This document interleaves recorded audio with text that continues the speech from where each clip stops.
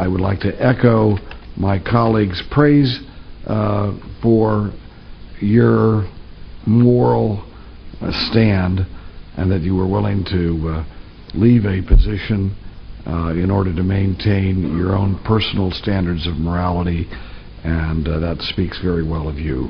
We're here to hear, I know you have some things to tell us today that will help us understand that situation in Camp Ashraf, and you may proceed with your testimony.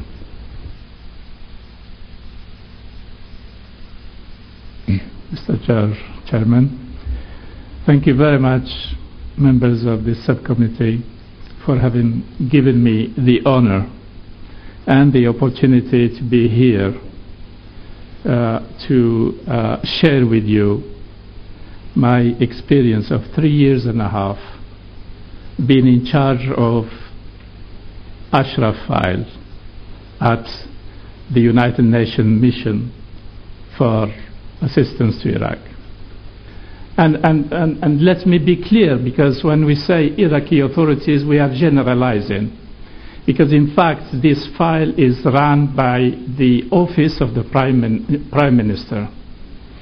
So the file was handed over in 2009, and from the first day, the Prime Minister's office took over this file.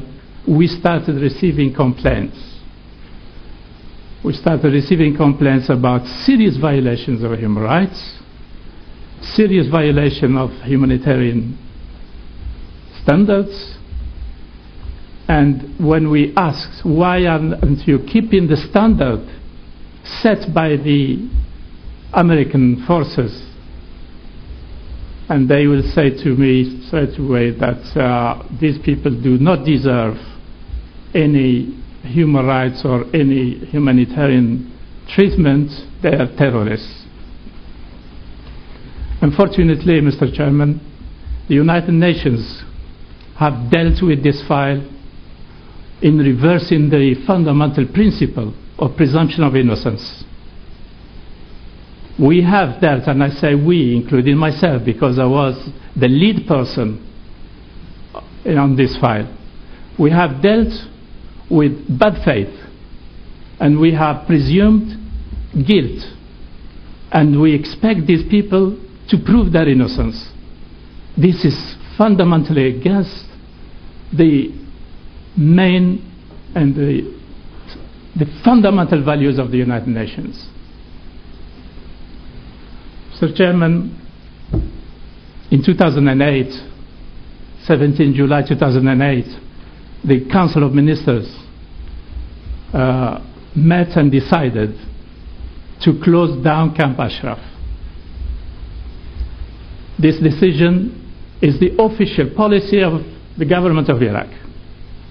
And that explains everything when we report, we, the United Nations, reported that everybody is welcome, and that the United Nations, rather the government of Iraq, is meeting its international obligations. At the time, the Iraqi government itself decided and reiterated every year, including in July 2011, reiterated this policy of treating them as terrorists. Anybody who deals with them is committing a criminal offense. Nobody is allowed to visit them. But having set this policy, and the United Nations periodically sends reports to say that the Iraqi government is meeting its international human rights obligations. I will not make any comment. I will leave it to you to draw the conclusions. It was the chair of the so-called Ashraf Committee who met with UNAMI and the representatives of the High Commission of Refugees. And he did warn us very clearly. He said, United Nations, do whatever you want, but we will not implement the human rights and the humanitarian standards the United Nations is advocating for. So that is part of the Iraqi policy. It's not hidden, it's on record. But again, we at the United Nations, we reported that the Iraqi government meets its international obligations. Since I was appointed in charge of this file in January 2009, then came the third Special Representative of Secretary General last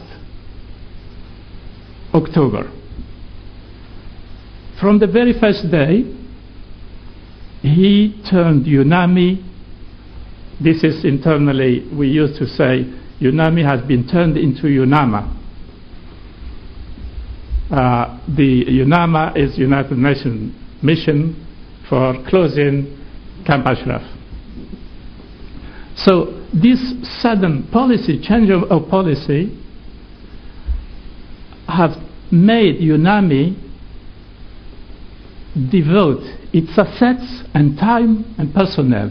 95% of UNAMI was put towards helping the government of Iraq to close Camp Ashraf. Serious money spent on this operation. Serious taxpayers' money spent on this operation to assist the Prime Minister's office implementing the policy I've just stated, which fundamentally against the principles of the United Nations.